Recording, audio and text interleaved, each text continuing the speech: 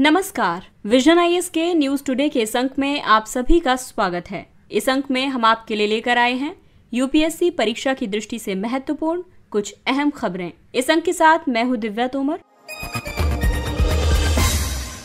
आइए सबसे पहले बात करते हैं इस अंक की हेडलाइंस के बारे में। वर्ष 2022 में सरकारों द्वारा लगाए गए इंटरनेट शटडाउन से लगभग $24 बिलियन का वैश्विक नुकसान हुआ। राष्ट्रीय स्तर की संचालन समिति ने अटल भूजल योजना की समग्र प्रगति की समीक्षा की। महाराष्ट्र में एक अलग प्रकार का पठार खोजा गया। सरकार ने प्रमुख अवसंरचना परियोजनाओं के लिए वन्यजीव कोष नियमों में संशोधन किया। और इस अंक में बात करेंगे भारत तथा न्यू यूरेशिया की। और आइए अब खबरों पर विस्तार से चर्चा करते हैं। सबसे पहले बात करते हैं इंटरनेट शटडाउन की। वर्ष 2022 में सरकारों ने इंटरनेट शटडाउन किया और इससे लगभग $24 बिलियन का वैश्विक नुकसान हुआ था। ये निष्कर्ष दिया है ब्रिटेन स्थित गोपनीयता और सुरक्षा अनुसंधान फर्म टॉप 10 VPN की हालिया रिपोर्ट में। इसमें भारत के संबंध में ये कहा गया है कि भारत ने 2022 में 34 बड़े इंटरनेट शटडाउन लगाए थे। ये विश्व के किसी भी अन्य देश की तुलना में काफी ज्यादा थे। इंटरनेट प्रतिबंधों से कुल $184.3 मिलियन का नुकसान हुआ था। शटडाउन बहुत ही ज्यादा स्थानीयकृत था और विशेष जिलों, शहरों और यहाँ तक कि गांवों में भी इसे लागू किया गया था। इसे अक्सर नागरिक अशांति के विरुद्ध प्रतिक्रिया में अग्र सक्रिय कार्रवाई के रूप में आरोपित किया गया था। राजस्थान और जम्मू और कश्मीर में सर्वाधिक इंटरनेट शटडाउन लगाए गए थे। इंटरनेट शटडाउन को किसी आबादी या स्थान विशेष में इंटरनेट या इलेक्ट्रॉनिक संचार में इरादतन बाधा करने के रूप में परिभाषित किया जाता है। ये कदम सूचना के प्रवाह को नियंत्रित करने के उद्देश्य से उठाया जाता है। Internet blackout, social media shutdown या थ्रॉटलिंग के जरिए शटडाउन किया जाता है। थ्रॉटलिंग में इंटरनेट की गति को कम कर दिया जाता है। भारत में इंटरनेट शटडाउन से संबंधित कानूनी प्रावधानों की बात करें तो वर्ष 2017 तक इंटरनेट शटडाउन का आदेश सामान्य तौर पर दंड प्रक्रिया संहिता यानी CRPC की धारा 144 और भारतीय टेलीग्राफ अधिनियम 1885 के तहत दिया जाता था। वर्ष 2017 में दूरसंचार सेवा अस्थायी निलंबन, लोक आपात और लोक सुरक्षा नियमों को अधिसूचित किया गया था। वर्ष 2017 से इन्हीं नियमों के अंतर्गत टेलीकॉम सेवाओं का निलंबन, इंटरनेट शटडाउन सहित किया जाता है। इन नियमों के बावजूद सरकार ने धारा 144 के तहत व्यापक शक्तियों का भी इस्तेमाल किया है। सूचना प्रौद्योगिकी संशोधन अधिनियम 2008 की धारा 69A भी सरकार को विशेष वेबसाइट्स को ब्लॉक करने की शक्ति प्रदान करती है। केवल संघ या राज्य के गृह सचिव ही इंटरनेट शटडाउन का आदेश जारी कर सकते हैं। एक समिति इस आदेश की 5 दिनों के भीतर समीक्षा करती है। अपरिहार्य परिस्थितियों में केंद्र या राज्य के गृह सचिव द्वारा अधिकृत संयुक्त सचिव या उससे ऊपर के स्तर का अधिकारी भी इंटरनेट शटडाउन का आदेश जारी कर सकता है। राष्ट्रीय स्तर की संचालन समिति ने अटल भूजल योजना की समग्र प्रगति की समीक्षा की। अटल भूजल योजना एक केंद्रीय क्षेत्र की योजना है। इसे संधारणीय भूजल प्रबंधन को बढ़ावा देने के लिए आरंभ किया गया है। इसे 5 वर्षों की अवधि के लिए लागू किया जाएगा। योजना का एक मुख्य उद्देश्य जमीनी स्तर पर लोगों के व्यवहार में परिवर्तन लाना है। ये योजना 7 राज्यों की जल संकट वाली लगभग 8,350 ग्राम पंचायतों में शुरू की गई है। ये राज्य हैं हरियाणा, गुजरात, कर्नाटक, मध्य प्रदेश, महाराष्ट्र, राजस्थान और उत्तर प्रदेश। इसे भारत सरकार और विश्व बैंक 50-50 के अनुपात में वित्त पोषित कर रहे हैं। इस योजना के 2 घटक हैं, संस्थागत मजबूती और क्षमता निर्माण घटक, जिसके तहत राज्यों में भूजल क्षेत्र में मजबूत डेटाबेस, वैज्ञानिक दृष्टिकोण और सामुदायिक भागीदारी की सुविधा प्रदान करना शामिल है। दूसरा है प्रोत्साहन घटक। इसके तहत पूर्व परिभाषित परिणामों को प्राप्त करने पर राज्यों को आर्थिक प्रोत्साहन प्रदान किया जाता है। ये योजना इन 4 सूत्रीय रणनीति का उपयोग करती है, जिनमें शामिल है भूजल प्रबंधन के लिए निर्णय समर्थन प्रणाली उपलब्ध कराना, भूजल प्रबंधन को बढ़ावा देने के लिए समुदाय आधारित संस्थानों को मजबूत करना, जल उपयोग दक्षता में सुधार करना और भूजल पुनर्भरण और राजकोषीय विकेंद्रीकरण को बढ़ावा देना। इस योजना में अलग अलग गतिविधियों में समुदायों और पंचायतों की सक्रिय भागीदारी सुनिश्चित करने पर बल दिया गया है। इन गतिविधियों में शामिल है जल उपयोगकर्ता संघों का गठन, ग्राम पंचायत स्तर पर जल सुरक्षा योजनाओं का निर्माण आदि। महाराष्ट्र में एक अलग प्रकार का पठार खोजा गया। पश्चिमी घाट के ठाणे क्षेत्र में एक दुर्लभ कम ऊंचाई वाले बेसाल्ट पठार की खोज की गई है। पश्चिमी घाट एक वैश्विक जैव विविधता हॉटस्पॉट है। और भारत में यूनेस्को विश्व विरासत स्थल भी है। ये इस क्षेत्र में अब तक खोजा जाने वाला चौथे प्रकार का पठार है। पहले प्राप्त किए गए 3 पठार प्रकारों में उच्च और निम्न ऊंचाई वाले लेटराइट्स और उच्च ऊंचाई वाला बेसाल्ट पठार है। यहाँ से 24 अलग अलग कुलों के पादप और झाड़ियों की 76 प्रजातियां पाई गई हैं। पठार पश्चिमी घाट में प्रमुख भू परिदृश्य हैं। इन्हें एक प्रकार के रॉकी आउटक्रॉप के रूप में वर्गीकृत किया गया है। रॉकी आउटक्रॉप भूवैज्ञानिक संरचनाएं हैं जो आसपास की भूमि की सतह से ऊपर की ओर उभरी हुई होती हैं। इनका निर्माण अपक्षय की प्रक्रिया के माध्यम से होता है। अपक्षय अलग अलग स्तरों पर होता है। जिन चट्टानों का कम अपक्षय होता है वे उभरी हुई प्रतीत होती हैं। ये संरचनाएं सभी महाद्वीपों पर पाई जाती हैं और इन्हें ज्यादातर जलवायु क्षेत्रों और वनस्पति प्रकारों में देखा जा सकता है। रॉकी आउटक्रॉप्स का महत्व ये है कि इनमें प्रजातियों की ज्यादा विविधता और स्थानिकता देखी जाती है। यहाँ मौसमी आधार पर जल उपलब्ध होता है और मृदा तथा पोषक तत्व सीमित होते हैं। ये विशेषताएं इस क्षेत्र को प्रजातियों के अस्तित्व पर जलवायु परिवर्तन के प्रभावों का अध्ययन करने के लिए आदर्श स्थल बनाती है। ये क्षेत्र शीर्ष क्रम के कई स्तनधारियों और शिकारी पक्षियों के लिए महत्वपूर्ण प्रजनन स्थल है। ये कॉलोनियल प्रजातियों जैसे कि समुद्री पक्षी, चमगादड़, स्विफ्ट आदि के लिए नेस्टिंग स्थल भी हैं। बेसाल्ट आग्नेय चट्टानों का प्रकार है। ये मैग्नीशियम और लौह धातु से समृद्ध लावा के जल्दी ठंडा होने से बनता है। इसकी संरचना बहुत महीन होती है। इसका उदाहरण है दक्कन का पठार। ये चट्टानें फास्फोरस, पोटेशियम, कैल्शियम और पादप पोषण के लिए आवश्यक कई सूक्ष्म पोषक तत्वों की भी स्रोत हैं। सरकार ने प्रमुख अवसंरचना परियोजनाओं के लिए वन्यजीव कोष नियमों में संशोधन किया है। केंद्र सरकार ने सड़क, रेल और ट्रांसमिशन लाइन परियोजनाओं की कुल परियोजना लागत का 2% और 0.5% वन्यजीव प्रबंधन योजना तथा मृदा और नमी संरक्षण योजना की लागत के रूप में जमा करने से छूट प्रदान की है। वन्यजीव प्रबंधन योजना और मृदा एवं नमी संरक्षण योजना को पर्यावरण, वन और जलवायु परिवर्तन मंत्रालय द्वारा निर्धारित शर्तों के अनुसार तैयार किया जाता है। इससे पहले वन मंत्रालय ने वन संरक्षण अधिनियम 1980 के तहत अंतिम वन मंजूरी प्राप्त करने के लिए सभी परियोजनाओं के लिए इन लागतों को जमा करना अनिवार्य कर दिया था। अब WMP और SMCP के लिए लागत कुल परियोजना लागत की बजाय शामिल वन भूमि की सीमा के अनुपात में होगी। वन संरक्षण अधिनियम देश में वनों की कटाई को विनियमित करता है। ये कानून तब बनाया गया था जब राज्य सरकारों की वन भूमि के संरक्षण में विफलता के कारण वन भूमि का अन्य उद्देश्यों के लिए उपयोग किया जाने लगा था। साथ ही इस उपयोग के पर्यावरणीय प्रभाव का आकलन भी नहीं किया जा रहा था। इस अधिनियम के प्रावधानों में ये बताया गया कि ये कानून केंद्र सरकार की पूर्व मंजूरी के बिना गैर वानिकी उपयोग के लिए वनों की किसी भी प्रकार की कटाई पर प्रतिबंध लगाता है। मंजूरी प्रक्रिया में स्थानीय वन अधिकार धारकों और वन्यजीव प्राधिकरणों से स्वीकृति लेना भी शामिल है। वर्ष 1996 में सुप्रीम कोर्ट ने TN गोदावर्मन वाद में FCA के क्षेत्र का विस्तार किया था। इसके दायरे में वन की शब्दकोश आधारित परिभाषा में आने वाले सभी क्षेत्रों को शामिल किया गया था। इससे पहले केवल आरक्षित वनों और राष्ट्रीय उद्यानों पर ही वन संरक्षण अधिनियम के प्रावधान लागू होते थे। और अब बात करते हैं भारत और न्यू यूरेशिया के बारे में। हाल ही में जापान, दक्षिण कोरिया, ऑस्ट्रेलिया जैसे देशों ने कई पहलें शुरू की हैं। इन पहलों से ये संकेत मिलता है कि यूरोपीय और एशियाई देशों के बीच बेहतर संबंधों पर बल दिया जा रहा है। यूरेशियन क्षेत्र की बात करें तो ये भौगोलिक रूप से यूरेशियन प्लेट इसका प्रतिनिधित्व करती है। हालांकि ये यूरोप और एशिया के अधिकतर हिस्सों को कवर करता है, लेकिन इस क्षेत्र में कौन से भाग शामिल हैं, इससे संबंधित अंतर्राष्ट्रीय समझ पर सहमति की कमी है। यूरेशियन क्षेत्र में नई कूटनीतियां हैं, जैसे कि रूस और चीन ने यूरेशियन गठबंधन की शुरुआत की है और इसकी वजह से यूरोप में पश्चिमी गठबंधन भी मजबूत हुआ है। इससे चीन के पूर्व में स्थित एशियाई पड़ोसियों और रूस के पश्चिम में स्थित यूरोपीय पड़ोसियों के बीच एक नए प्रकार के गठबंधन का आधार भी तैयार किया गया है। क्वाड और ऑकस ऐसे ही गठबंधन हैं। ये नई कूटनीतियां भारत के लिए कई चुनौतियां भी पेश कर रही हैं, जैसे कि दोनों गुटों के साथ बेहतर संबंधों को बनाए रखना कठिन होता जा रहा है। रूस और चीन के बीच नजदीकियां बढ़ रही हैं। भारत के लिए यूरेशिया का महत्व इसलिए भी है क्योंकि ये क्षेत्र कच्चे तेल, प्राकृतिक गैस, कपास, सोना, तांबा, एल्यूमिनियम और लोहे जैसे संसाधनों से समृद्ध है। ये रणनीतिक रूप से एशिया और यूरोप के बीच संपर्क बिंदु पर स्थित है।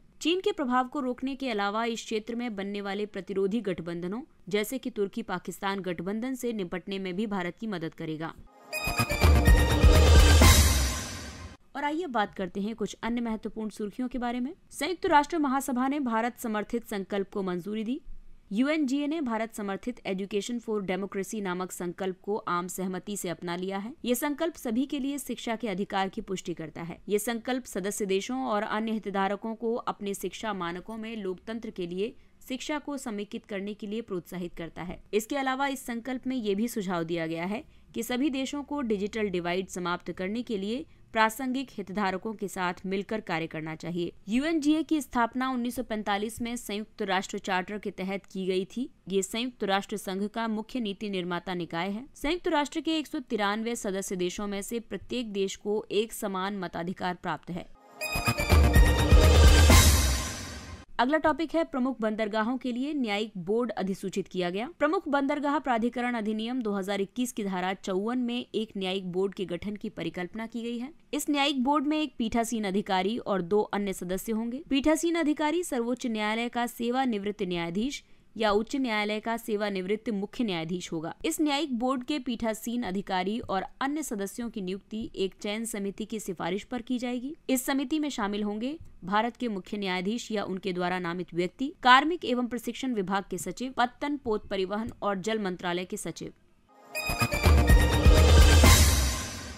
गूगल सीसीआई के आदेश का पालन करेगी। एक बड़े निर्णय में सर्वोच्च न्यायालय ने भारतीय प्रतिस्पर्धा आयोग के उस निर्देश पर रोक लगाने से इनकार कर दिया है जिसमें आयोग ने गूगल से प्रतिस्पर्धा रोधी व्यवहार को रोकने और बंद करने का आदेश जारी किया था। आयोग ने गूगल पर जुर्माना भी लगाया है। गूगल पर यह आरोप लगा था कि उसने mobile operating system, app store, web search सेवाओं, वेब ब्राउजर और ऑनलाइन वीडियो होस्टिंग सेवाओं के मामले में बाजार में अपनी मजबूत स्थिति का दुरुपयोग किया है। गूगल मूल उपकरण विनिर्माताओं के साथ समझौता करके फोन में अपनी सेवाओं या ऐप को अनिवार्य रूप से प्री इंस्टॉल कराता है। इनमें गूगल सर्च, यूट्यूब मैप सहित गूगल मोबाइल सूट आदि की प्री इंस्टॉलेशन शामिल है। सीसीआई ने गूगल को कई निर्देश जारी किए हैं, जैसे कि OEMs को ऐप को प्री इंस्टॉल करने के लिए बाध्य नहीं किया जाएगा। OEM यानी कि मूल उपकरण विनिर्माता गूगल OEM ऐप डेवलपर और इसके मौजूदा या संभावित प्रतिस्पर्धियों को अपने प्ले सर्विस APIs तक पहुंचने से इनकार नहीं करेगा। गूगल उपयोगकर्ताओं को पहले से इंस्टॉल किए गए ऐप्स को हटाने से नहीं रोकेगा। अगला टॉपिक है चुनावी बॉन्ड्स। केंद्र सरकार ने चुनावी बॉन्ड्स की 25वीं किश्त की बिक्री को अपनी मंजूरी दे दी है। चुनावी बॉन्ड्स जारी होने की तारीख से 15 दिनों के लिए वैध होते हैं। इन्हें भारत के नागरिक या भारत में निगमित या स्थापित संस्थाओं द्वारा खरीदा जा सकता है। इन बॉन्ड्स की बिक्री 1000 रुपए, 10,000 रुपए, 1 लाख रुपए और 10 लाख रुपए तथा 1 करोड़ रुपए तक के गुणकों में की जाती है। इन्हें बेचने के लिए भारतीय स्टेट बैंक एकमात्र अधिकृत बैंक है। इनकी पात्रता की बात करें तो हालिया आम या विधानसभा चुनावों में कम से कम 1% वोट हासिल करने वाले पंजीकृत राजनीतिक दल इसके पात्र हैं। अगला टॉपिक है इंडियन स्टार कछुआ जियोचेलोन एलिगेंस। हाल ही में हुए एक अध्ययन के मुताबिक इंडियन स्टार कछुआ अपनी आनुवांशिक विविधता और पर्यावास हानि के रूप में दोहरी चुनौतियों का सामना कर रहा है। इसका कारण बड़े पैमाने पर इनका अवैध व्यापार है। स्टार कछुओं के कवच पर तारे जैसी अनूठी संरचना पाई जाती है। ये प्रजाति भारत, पाकिस्तान और श्रीलंका के शुष्क तराई क्षेत्रों में पाई जाती है। IUCN में इसकी स्थिति वल्नरेबल की है। ये प्रजाति साइट्स के परिशिष्ट 1 में भी शामिल है। साइट्स वन्य जीवों और वनस्पतियों की संकटग्रस्त प्रजातियों के अंतर्राष्ट्रीय व्यापार पर कन्वेंशन है। अगला टॉपिक है टीबी वैक्सीन एक्सीलरेटर काउंसिल। विश्व स्वास्थ्य संगठन ने एक नई टीबी वैक्सीन एक्सीलरेटर काउंसिल बनाने की घोषणा की है। ये टीबी वैक्सीन के विकास में आने वाली बाधाओं की पहचान करने और उन्हें नियंत्रित करने के लिए अलग अलग हितधारकों के बीच उच्च स्तरीय संरेखन को उत्प्रेरित करेगी। इसके अलावा ये प्रभावी नवीन टीबी वैक्सीन के लाइसेंस और उसके उपयोग की सुविधा भी प्रदान करेगी। वर्तमान में BCG एकमात्र लाइसेंस प्राप्त टीबी वैक्सीन है। टीबी बैसिलस माइकोबैक्टीरियम ट्यूबरक्लोसिस नामक जीवाणु के कारण होती है। ये आमतौर पर फेफड़ों को प्रभावित करती है, हालांकि ये शरीर के अन्य अंगों को भी प्रभावित कर सकती है।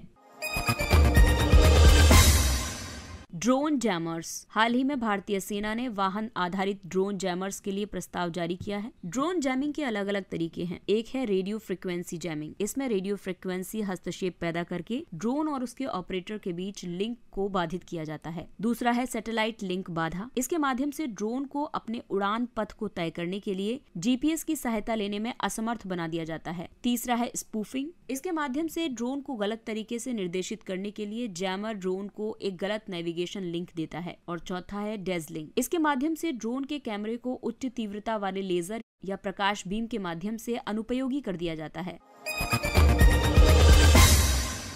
उल्का पिंड। अंटार्कटिका के ब्लू आइस क्षेत्र में 5 नए उल्का पिंड खोजे गए हैं। उल्का पिंड यानी मेटेरॉइड्स अंतरिक्ष में ऐसे पिंड हैं जो धूल के कण से लेकर छोटे क्षुद्र ग्रहों के आकार तक के हो सकते हैं। जब उल्का पिंड उच्च गति से पृथ्वी के वायुमंडल में प्रवेश करते हैं तो इनमें तीव्र ज्वाला उत्पन्न होती है। ऐसे आग के गोले और टूटते तारे को उल्का कहा जाता है। उल्काओं का जो अंश वायुमंडल में जलने से बचकर पृथ्वी तक पहुंचता है उसे उल्का पिंड कहते हैं।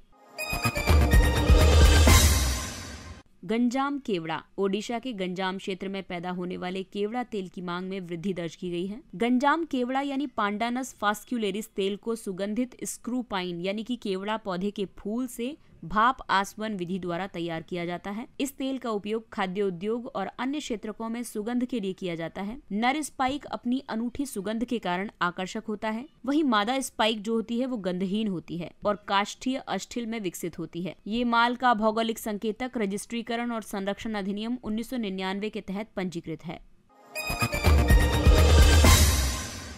सांसद खेल महाकुंभ 2022-23। प्रधानमंत्री ने उत्तर प्रदेश के बस्ती जिले में सांसद खेल महाकुंभ 2022-23 के दूसरे चरण का उद्घाटन किया। इस खेल महाकुंभ में कुश्ती, kabaddi, football, hockey, volleyball, handball, table tennis जैसे इंडोर और आउटडोर दोनों खेलों में अलग अलग प्रतियोगिताओं का आयोजन किया जाता है। इनके अलावा इस महाकुंभ के दौरान निबंध लेखन, चित्रकला, रंगोली बनाना आदि प्रतियोगिताओं का भी आयोजन किया जाता है। इस आयोजन का उद्देश्य स्थानीय जमीनी स्तर पर युवा खेल प्रतिभाओं को बढ़ावा देना है। इस महाकुंभ में महिला सशक्तिकरण के लिए खेलों में महिलाओं की भागीदारी को प्रोत्साहित करने पर विशेष ध्यान दिया जाता है। और आइए बात करते हैं सुर्खियों में रहे स्थलों के बारे में। ओमान, जिसकी राजधानी मस्कट है। भारत और ओमान ने संयुक्त रूप से आतंकवाद के सभी स्वरूपों से निपटने में सहमति प्रकट की है। ओमान अरब प्रायद्वीप के दक्षिण पूर्वी किनारे पर स्थित अरब दुनिया का सबसे प्राचीन स्वतंत्र देश है। ये संयुक्त अरब अमीरात, सऊदी अरब और यमन के साथ अपनी भू सीमाओं को साझा करता है। ये ईरान और पाकिस्तान के साथ अपनी समुद्री सीमा साझा करता है और फारस की खाड़ी तथा अरब सागर के संगम पर स्थित है। ओमान का उच्चतम बिंदु जबल अखदार है और इस देश में कोई भी 12मासी झील या नदी नहीं है। और अगला महत्वपूर्ण स्थल है दक्षिण कोरिया। इसकी राजधानी सियोल है। हाल ही में सियोल में 5वीं विदेश नीति और सुरक्षा वार्ता संपन्न हुई है। इस वार्ता में भारत और दक्षिण कोरिया ने कई क्षेत्रों में सहयोग बढ़ाने पर सहमति व्यक्त की है। इसके उत्तर में Democratic People's Republic of Korea यानी उत्तर कोरिया, पूर्व में पूर्वी सागर जिसे जापान सागर भी कहा जाता है, दक्षिण में पूर्वी चीन सागर और पश्चिम में पीत सागर अवस्थित है। ये उत्तर कोरिया के साथ अपनी भूमि सीमा तथा चीन और जापान के साथ अपनी समुद्री सीमा साझा करता है। दक्षिण पूर्व में कोरिया जलडमरू मध्य इसे जापान के तुशीमा द्वीप से अलग करता है। दक्षिण कोरिया का उच्चतम बिंदु माउंट हल्लासान है जो कि जेजू द्वीप पर एक शील ज्वालामुखी है। इसकी प्रमुख नदियां हैं नेकडोंग जिसे नकडोंग गैंग भी कहा जाता है और हान जिसे हंगांग भी कहा जाता है। इसके साथ ही ये अंक समाप्त होता है। अगले अंक में फिर मुलाकात होगी कुछ अन्य महत्वपूर्ण खबरों के साथ। तब तक अपने लक्ष्य के लिए तत्पर रहिए और अगर आपको हमारा कंटेंट अच्छा लगता है तो इसे लाइक, सब्सक्राइब और शेयर जरूर करें। और अब हमें यानी विजन IAS की पूरी टीम को दीजिए इजाजत। नमस्कार।